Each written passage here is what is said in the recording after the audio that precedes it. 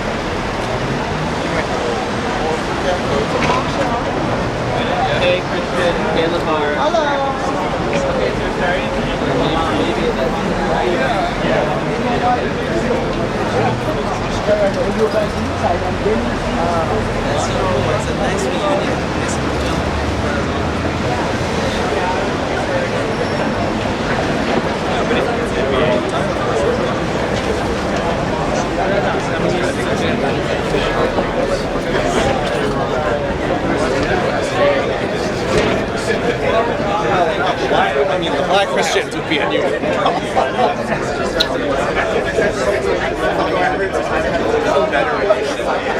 live. Yeah, so it's just a matter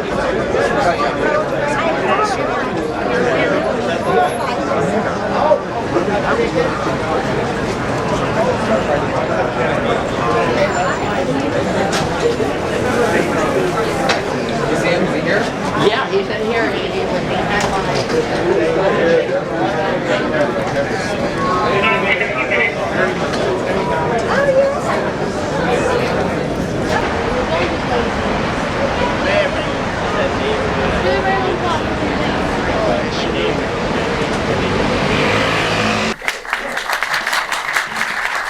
Hello. Welcome. Can everybody hear me? Okay, good. My name is Adam Barron. I'm the host of Queer Art Film. My co-curator Ira Sachs can't be here tonight, but he sends his regards and regrets, I guess. So I want to get things kind of underway. So I know there's a lot of you here, and it's a really exciting evening for us, and I don't want to waste a minute of it. So just have to talk about a couple things. Every month we welcome guests to pick a film, a queer artist from across the creative spectrum, to pick a film that influenced them in some way and present the film, and then we have a panel discussion after. Tonight we have a different format, obviously, but one thing that's staying the same is that we always end up, after the screening, going over to Julia's bar for drinks and discussion. So you're all welcome to take the evening and the celebration of Marsha over to Julia's after the screening, and we hope that you will all join us. Next month at Queer Art Film in December, we will have two of my favorite musicians, Drew Daniel and MC Schmidt of the electronic duo Matmos, who have worked with Bjork and released their own solo records. They're going to be presenting the Joseph Losey film, The Servant. So that's a really exciting one, a very chilly film for Christmas, and we hope you'll come back and witness all that tortured, sadomasochistic sort of Pinter stuff. Tonight's screening, if you remember, are a regular to our series. Last year in February, we hosted a screening of The Lost Films of Charles Ludlam, and it was a great screening. Many of you, I hope, were here. And this screening tonight has a lot in common with that screening.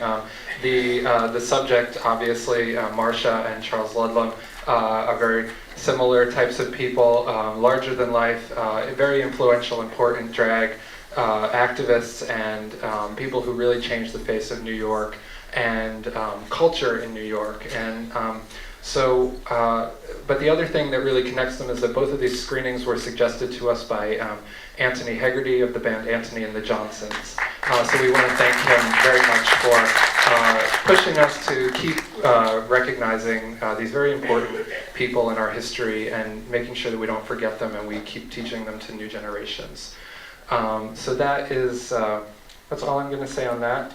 I haven't seen the film, and I'm really excited, and I want to thank the filmmakers, Michael Kasino and Rick Morrison, very much for letting us world premiere the film. I think Michael is still outside making sure that people get in from who are coming, and that's these reserved seats. So I want to welcome our guest tonight to the stage, our guest to introduce the film. Michael Musto has been writing. He has been writing about New York nightlife and culture and gay people and gay rights for many a year. His column, La Dolce Musto, has run in the Village Voice since 1984, and he is one of the people like Marsha and like many of you in the audience who make New York great. And he has appeared on news shows across the TV spectrum and in documentaries on people like Charles Bush, Jackie Curtis, Florent, Michael Alec, Vito Russo, The Roxy, and Squeezebox. And his new book is Fork on the Left, Knife in the Back, right? And that is available in stores now? Okay, so please join me in welcoming on stage Michael Musto.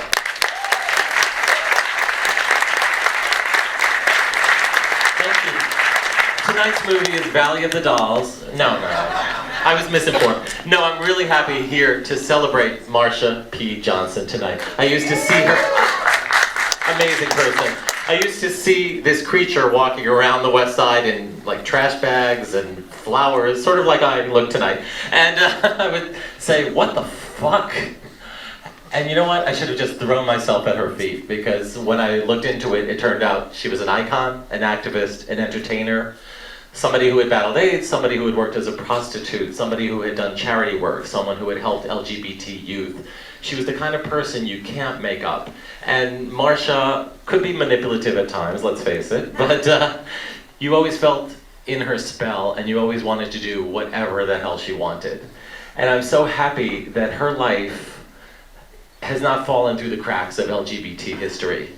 Thanks to this movie by Michael and Rick, which is a beautiful piece of work with talking heads and archival footage and a lot of Marsha, she'll be remembered and documented forever. We're going to have a little panel after the movie, but in the meantime, please enjoy, pay it no mind, Marsha P. Johnson.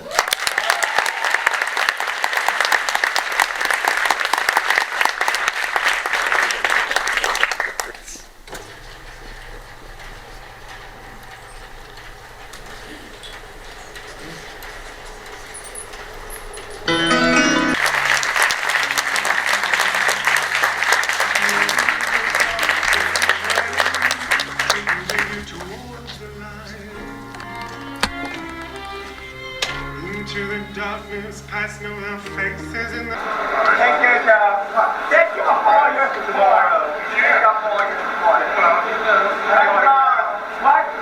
It's out with the blue thing.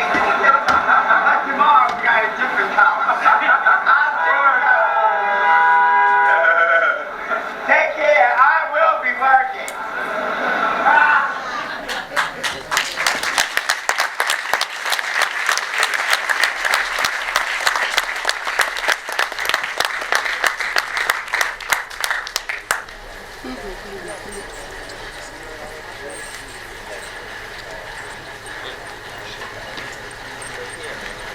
I just want to give another round of applause to Michael Kasino.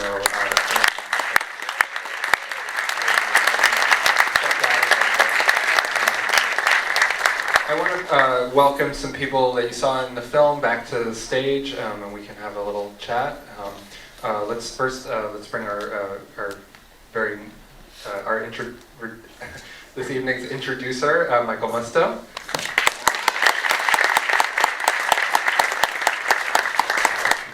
And we will bring up from the Saw Him in the Film, the founder of the Hot Peaches, Jimmy Camicia.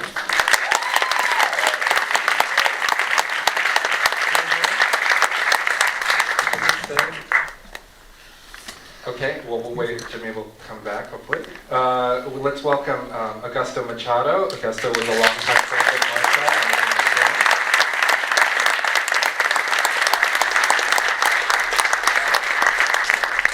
There's Jimmy. Okay, great. And please. I didn't want to come up because once you see Randy, you're going to see nothing else. And of course, Randy Wicker, who you see in the film with Marsha P.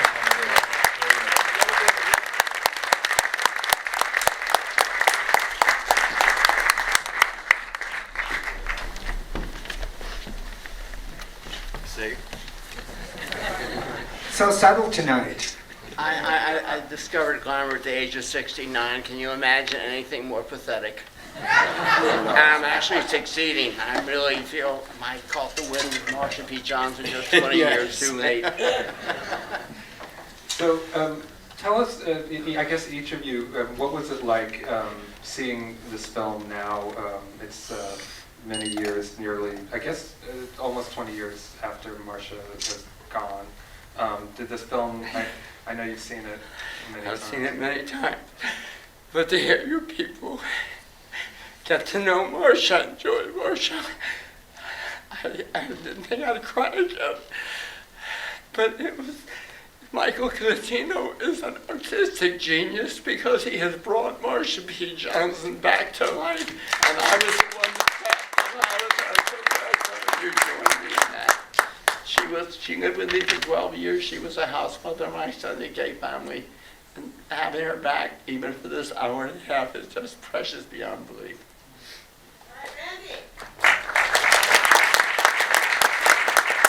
Yes, it was very sad. I didn't think it would strike me that way, and but it has. And with Anthony singing at the end of it, really, it killed me altogether. But it's very funny because I don't miss Marsha. I never have missed Marsha, but I also have never come across anyone like Marsha. And I worked with some really wildly talented people, and I worked with some people who were, well, very original. But I never came across anyone who had such an effect on everyone, every place, publicly, privately, on the stage, off the stage. She was, I don't know. I mean, I still, to this day, have never come across a human being on this planet that compares. She was amazing. And this movie gives a lot of it, but there was something else about her. You know, that voice. I mean, you know, very early on I worked with her, and she had a short scene with this drag queen from Brooklyn who was very strong and very sassy. And in the rehearsals, every time Marsha would say a line, the queen would come back with a real quick retort. And I said to this queen, you know, what you do in rehearsal, you're going to get stuck with on stage. And if you come back fast after her lines, the audience is going to be laughing. They're not going to hear you. And this queen goes to me, I can handle myself on stage. So I said, all right. And sure enough, when we did performance, Marsha said a line. The audience went berserk. This queen said her line. Of course, nobody heard it. Went that way through the entire scene. And that was very early on. And much later on, I never understood what it was about Marsha. I'm telling you, whether she was in good shape or not, she floored every audience. They just adored her. And I kept wondering, what the hell is it? You know, I mean, what are they getting? About 25 years later, we're in London, and I gave her this little song to sing. Now, most songs are like 3 minutes long. This song was maybe 50 seconds. So, and she read it, the whole thing, you know. And she went out every night. It was a simple song, and she obliterated this song. I mean, it was a disaster. But they loved it. They went berserk. So one day I said to her, Marsha, this is a very short song. Let me go over it with you, so show you how to sing it properly. And, you know, this way you go out there and it'll be really nice. So she said, okay. So I go over the song with her, and she gets it perfectly. She goes out that night, she sings it perfectly. Big round of applause. Not gigantic, but big. She comes off. I said, Marsha, that was great. Next night, she goes out on the stage. She ruins the number, just destroyed it. They go berserk. She came off stage. I said, Marsha, what happened? She said, they like it better that way. and they did. And I thought it was very interesting because most people I've worked with in the theater, you know, they're out there for a lot of reasons. Career, ego, to impress, blah, blah, blah. But she always went out on stage to please the audience. She didn't care what that meant. They could laugh with her, they could laugh at her, they could do whatever they wanted. She went out to please them. And I don't know anybody else I have ever worked with, ever, and I was on stage for almost 30 years, who went out that way. And she just, I want to say she was intelligent, but you know, then that speaks to my intelligence, and I may not be all that smart, but she was very, very, very perceptive. She really saw things exactly as they lay. Maybe it was coming from the street, but she saw them, and she held on to them, and that's how she lived. She was very impressive. In London, they had never seen anything like her, and they adored her.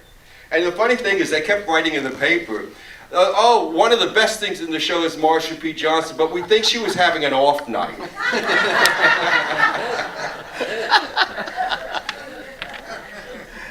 I guess so.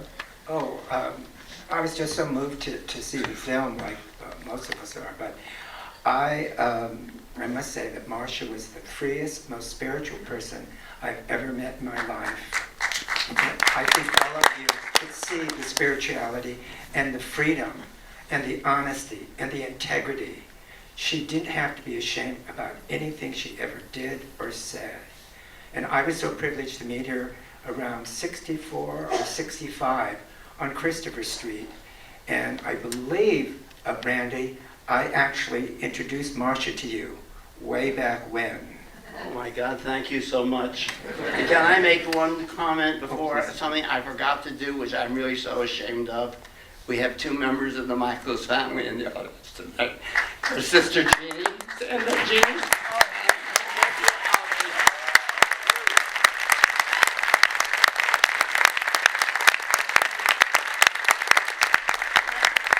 Let me tell you, the Michaels family learn love or taught love to Marsha P. Johnson because after my lover died, and you saw him on his deathbed in this thing, Michael's family adopted this punky who had no family left. And every Thanksgiving, Norma, God bless her soul, I talked to her today and made sure they got here and whatever, she's at an assisted living facility and couldn't make it. But they always made me feel that I was always welcome and I was part of their family.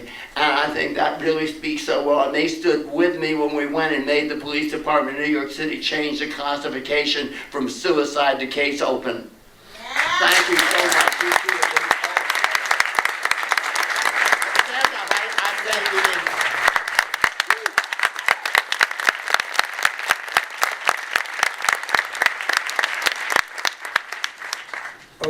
May I just add, though, with this is, I hope and pray and believe with all of us that in our lifetime there will be a statue of Marsha P. Johnson on the pier of Christopher Street, along with Sylvia Ray Rivera.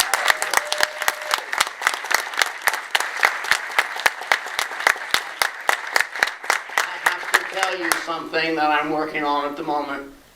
I have $10,000 committed to the idea of burying part of Marsha's ashes and part of Sylvia's ashes. If the family, Virginia will give me part of Marsha's and MCC will give me part of Sylvia's, in the Congressional Cemetery, 18 blocks from the U.S. Capitol, with a tombstone that says, Sylvia Rivera, Marsha P. Johnson, founder of the transgender movement. And I want to make it where it's something that will be the first monument that will at least be somewhere There'll be a monument, sadly a gravestone, but at least some reminder of all the people that have died and all the transgender people that have been abused. And I'd be so proud the day that we do that, and I know it will be possible. I'm going to work with the transgender people in various communities to try to make it as inclusive for everyone. And I guarantee you that will happen if it's at all possible.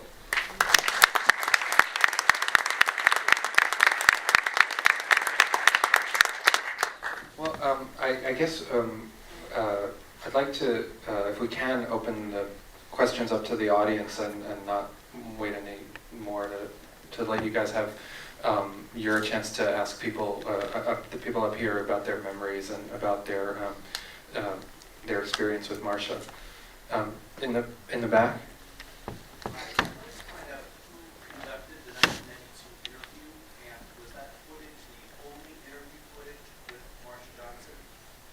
And is this the first time it's been aired?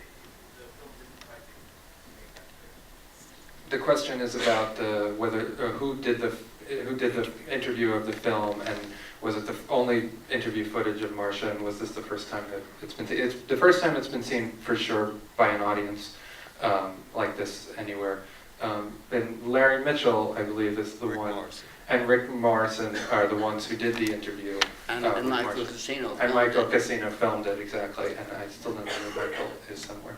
But so that if that answers the question at all. And let me say that when I first saw this, it was 1 hour and 5 minutes long, and Michael Kasino, with his incredible gifted genius, managed to, like, it was just a talking head, and I thought, it's interesting, but you know, talking heads get very boring very fast.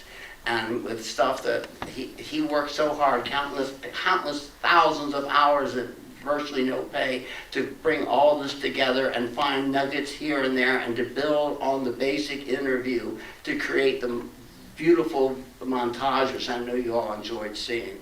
And I really want to give him credit beyond belief for bringing Marsha back so we all can enjoy her again.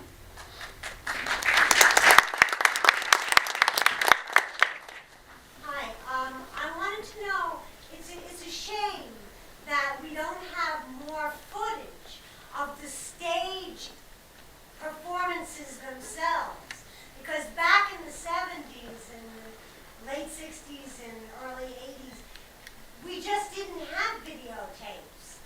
And to really record the brilliant performances of all the work that you people did, including Marsha. And it's just a crying shame that we just don't have record. Does anybody know what happened to any of that footage? The live performances. I don't know, but Jimmy is the one that's responsible for all that footage. Like the Soul, when Marsha died, he sent me a VHS tape, which I managed to transfer and put on YouTube, the wonderful poem Soul and other stuff. He's really the one in whose archives Marsha continues to live. Now, I understand on activism, the archives of Lou Maletta, who died recently, ended up being at the NYU library.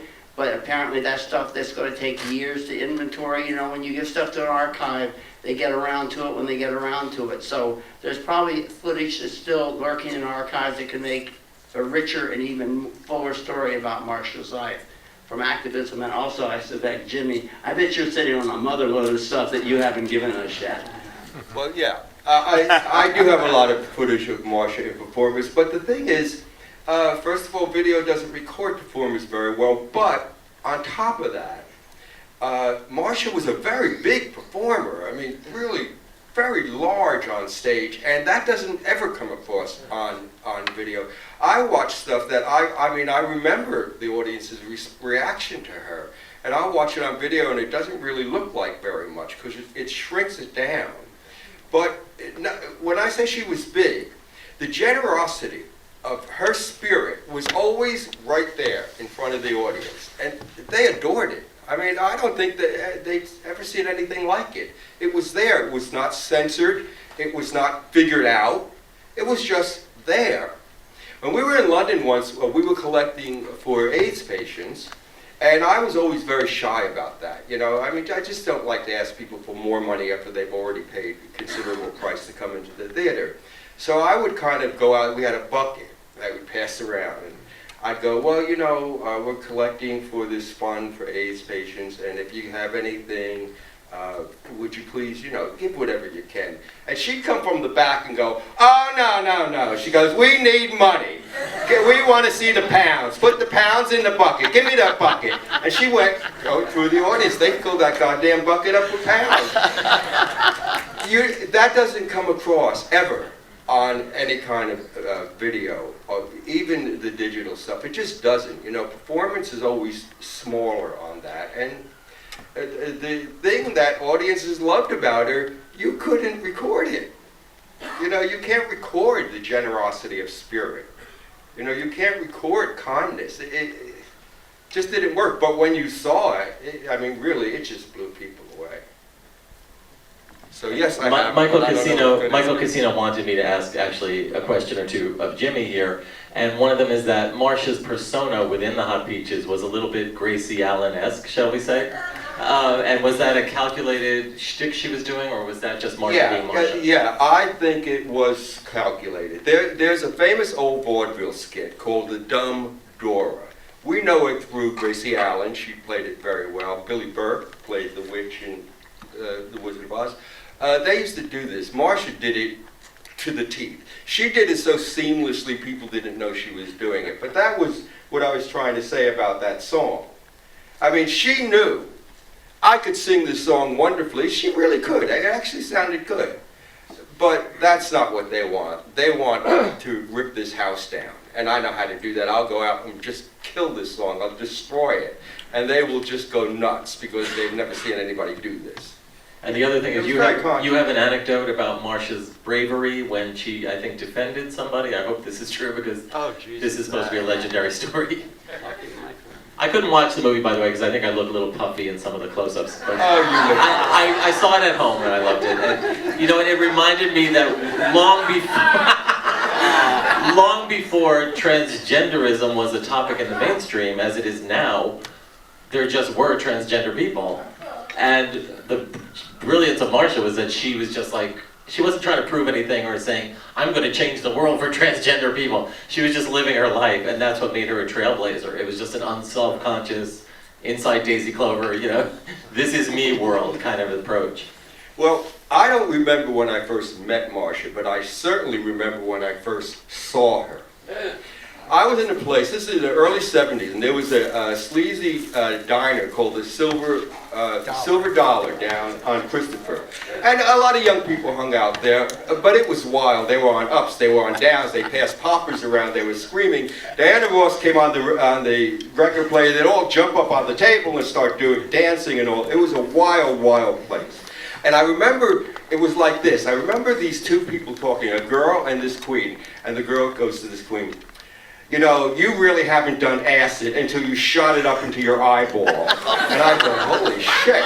This was, you know, a very hard place for middle-class people to really grasp. So I'm in this diner one day, and this little guy, it must have been about 16, 17, a little gay guy comes in, his arms in plaster, and in a sprint, and he's crying, but nobody paid any attention, you know, they're just carrying right on. And he goes and sits at the counter. And then this really hot-looking drug dealer comes in and screams across there were booths, screams across the counter, Joey, you better get out here because I'm going to kick your fucking ass. And I ain't kidding. And then he walked out and he was pacing in front, and the whole place went dead quiet because nobody wanted the confrontation. So this kid, Joey, goes to the Greek waiter, can I have a cup of coffee, please? And the Greek waiter goes, no, I don't want no trouble. You go, I don't want no trouble. And this kid was not moving because this other guy was outside waiting to beat him up. Suddenly, well, I didn't know it was Marsha, this big black drag queen walks in. You know, a wig, the flowers, the dress. The thing I remember was the man's shoes, which kind of startled me. And everyone's going, hi, Marsha, and she makes a beeline for this kid, and goes, Joey, what's the matter? And Joey goes, he's gonna beat me up because I owe him money and I don't have the money. And then the guy comes back in and goes, leave him alone, I'm gonna kick his fucking ass. And Marsha turns around and goes, no, you ain't gonna kick anybody's ass. And he goes, you know, I could have a carload of guys down here in 20 minutes. And she turned around and she said, yeah, well, I could have 2 carloads down here in 10 minutes. And the guy was like stunned. So he made one more lunge at the kid, said, I'm going to kick your ass, and went outside pacing back and forth. So Marsha goes, the kid goes, the waiter won't serve me. So Marsha takes out some money, she slams it on the counter and says, 2 coffees. You got to serve me this, my money, that's the law. And it was. And so he did. He serves them the coffee. So she goes, what's the matter, Joey? He goes, I got some grass from this guy the other day, and I was going to give him the money, but last night I got mugged, and they took my grass, they took my money, and they broke my arm, and I don't have any money, and now he's out there. So she goes, well, how much do you owe him? He said, I owe him $50. She said, oh, that's nothing. I'll just go down to the river. I'll be right back. She turns to the guy. She goes, give him a hamburger deluxe and a malt. There's my money. She put more money on the table. She goes walking out the door right past this guy. She goes down to the river. She comes back in 20 minutes. I see her talking to this guy. She obviously gave him the money. She comes to the side. She goes, did you eat? He goes, thank you, Marsha. And that was the end of it. And, I mean, who the hell would do it? That was like a very special episode of Happy Days. Oh, no, it was a lot more than that. I mean, you have to understand, this is the 70s. People did it. No gay wanted to be confronted with anything. Do you think she was a gay Mother Teresa, a gay saint? Would you saint her? A secular saint, like Saint Genet maybe, but not a saint like on a cloud. No. I think she was an extraordinary persona in and for the gay community. I don't know that we'll ever see another one of those. She was a saint. She didn't have a mean bone in her body. No. And when the story you tell is so poignant, because I remember people used to think sometimes that she wasn't listening or she was dozing off or just sitting there. I took Marsha with Willie and George out to see my family, my biological family. We were supposed to take my mother and hang this bowl in the kitchen. And Marsha knew she was totally, we called her Marshall because all these older people were retired officers at the party we arrived at. So I said, we'll slip and say Marsha, so we'll introduce her as Marshall. So if they hear us call her Marsha, they'll just think they heard wrong. So anyway, at the end of the evening, it's about 11 o'clock, and Willie, who's always lazy, said, oh, it's too late to hang the bowl now. And Marsha, the only thing she said all evening was just out of the air. She says, of course it's not. And so I'm telling you, is that Marsha, just like he said, she knew everything that was happening, and she was so intelligent and so aware, and when she moved, she knew exactly how to do it, and she was always underestimated, because I can tell you, Marsha was not only one of the most beautiful human beings I've ever known, but she was also one of the really instinctively brightest human beings, and she's an inspiration in my life to this day. Yes, that's true. Question back there.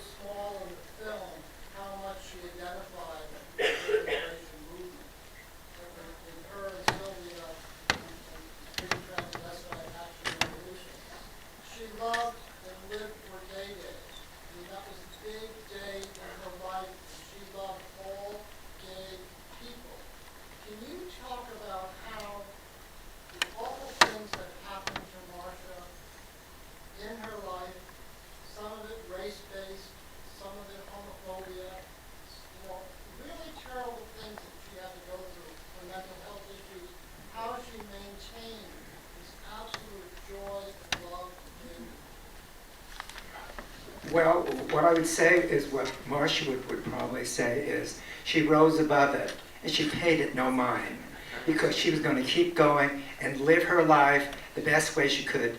And no one's promised tomorrow. She was going to celebrate each day, and she shared that love with everyone. She And always, can you imagine the harassment she got just dressing like that, walking around the village from the cops alone? They were not friendly to that element, okay? She dealt with constant abuse. She would stick her up on the way walking to the anvil to meet Willie. She was just going to meet Willie, and the cops would pull over and say, okay, they had a quota. So there's a hooker, so they call her and say, where are you, come on Marsha, it's your night to go in, girl, get in the car. And they would arrest her just so they'd be able to meet their quota without doing any work. She wasn't hustling, she had money in her pocket, was going to the club. But one thing I want to pick up on, something I think of every day, and I'd urge all of you to think of it, I also think of it every time I go out the door and it's a bright sunny day, I think of all the people who are dead and gone who don't have the pleasure of having this day. And I always used to ask Marsha, why are you going out? She says, I've got to go out to the disco. And I say, why? And she would say, as the disco said, no one's promised tomorrow. She says, I've got to go out and have some fun for all the girls who aren't around here anymore. And those of you who have survived the AIDS epidemic and have lost friends and all, you should think of that whenever you get depressed. Just remember, you owe it to those friends, just like Marsha did, to keep going, to go out and have fun for all the girls that aren't here anymore. A lot of them aren't.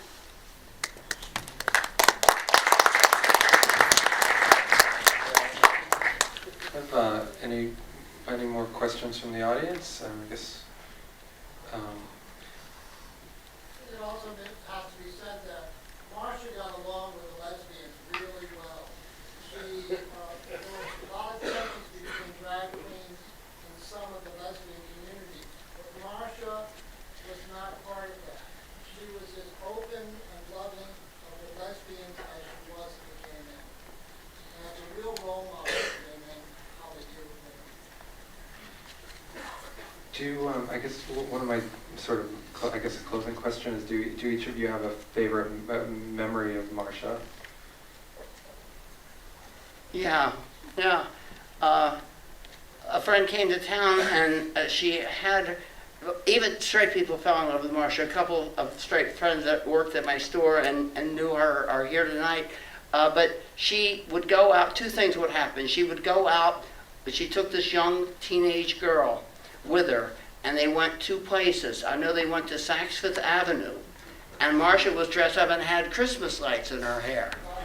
And what happened when they entered Saks Fifth Avenue was a security detail, obvious security detail, followed them like 3 feet, no more than 2 or 3 feet away, all the way they were through. And of course, Marsha wasn't going to steal anything, but she certainly took free samples of the perfume and the makeup, whatever. Then the next thing, they went into St. Patrick's Cathedral. And the funny thing there was, is she went in to light a candle for people. But the security guards at St. Patrick's Cathedral made sure that she paid for every candle that she lit. And that's always been one of my bright, lovely memories of she came back home and told us this. The woman, I forget the woman that had the daughter with her, said, that didn't really happen, did it? And the daughter said, oh yes it did.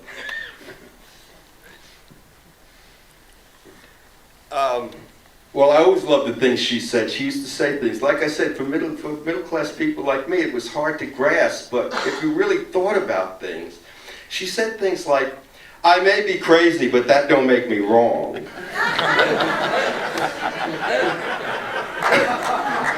Another thing she said to me once, I was breaking up from a long-time affair, and I was kind of depressed, and people told me this, people told me that, nothing helped, right? So I'm walking down to the pier one day, and I'm like down, and I run into her, and she goes, what's the matter, Jimmy? And I said, well, I'm just breaking up, and things are really shitty, and I feel like hell. And she said, well, how long were you together? I said, 9 to 10 years. So she said, well, I don't see why you're depressed. He gave you 9 or 10 good years. You should be happy and thankful.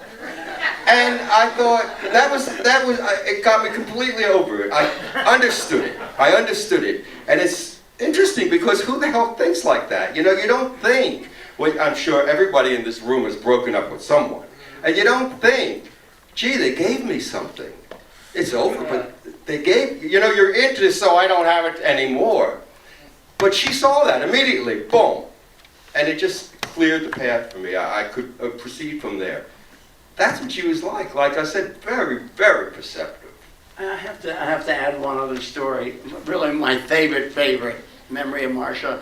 I was supposed to go, this boy who was sort of my I sort of a Bill Clinton stuff around kind of husband, and when my lover was dying of AIDS, I sort of had a mistress who told me I was invited to his house by his mother and father for Thanksgiving dinner, and he would come by, and as time passed, it was obvious that this was just a story, that I wasn't invited, and I was sitting there on Thanksgiving Day. I bought about 5 crumb cakes because Hoboken Bakery, which they do the cake show out of now, was famous for its crumb cakes, and Marsha sensed that I was extremely depressed. I was depressed. I mean, I had been stiffed on Thanksgiving with nowhere to go, and betrayed by someone who I thought I was finally going to get to meet his parents, you know, like a real sub-member of the family. And Marsha suddenly came out and stood in front of me, like I'm just sitting in the chair like this, and said, Jesus loves me, how do I know? Because the Bible tells me so. It was an old church song, and do you know, that was just like what you said. That just totally picked me up and made that Thanksgiving one of my most memorable and greatest. Oh, well, I can't dig deep in my memory, but I was living in a bathtub in the kitchen in the East Village. Well, who isn't?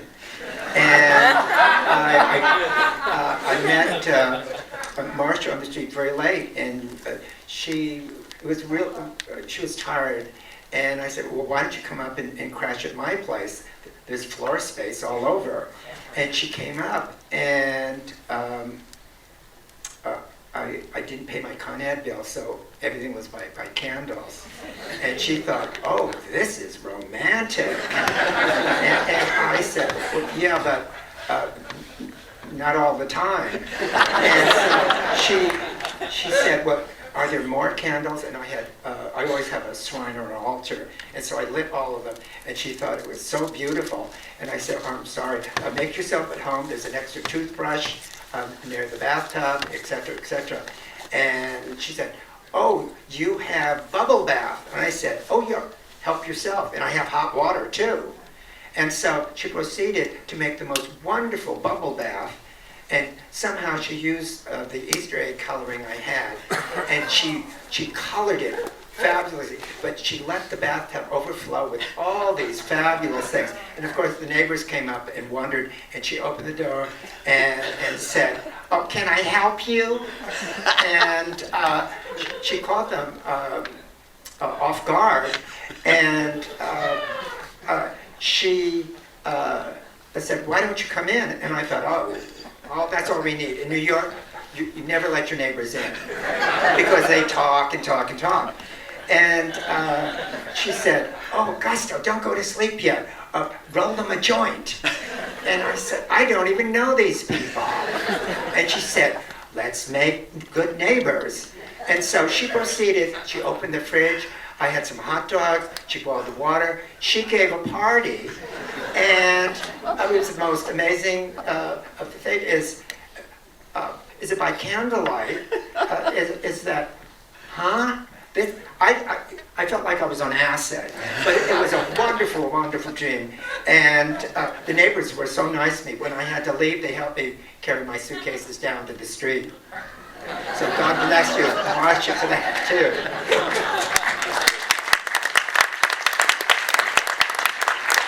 I don't have anything like that. I'm sorry. I mean, that was like an episode of Three's Company. But I just like the whole package of Marsha and the fact that any random encounter with her was not going to be boring. And I also think this should be the official new question on Miss America. What's your favorite memory of Marsha P. Johnson?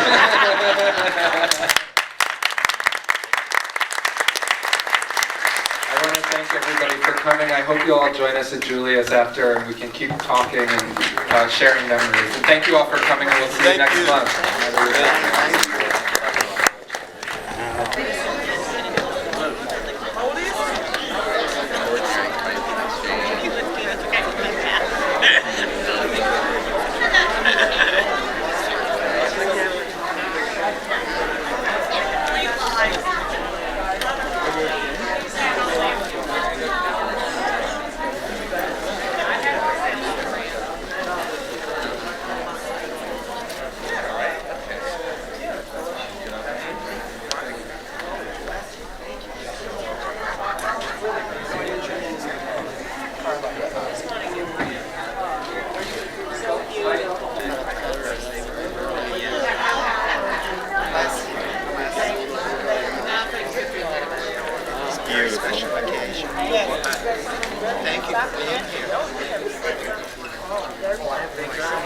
old photos of me. I look that way. No, red, black and white. Most gorgeous. Black and white. Those are great. It's wonderful seeing you.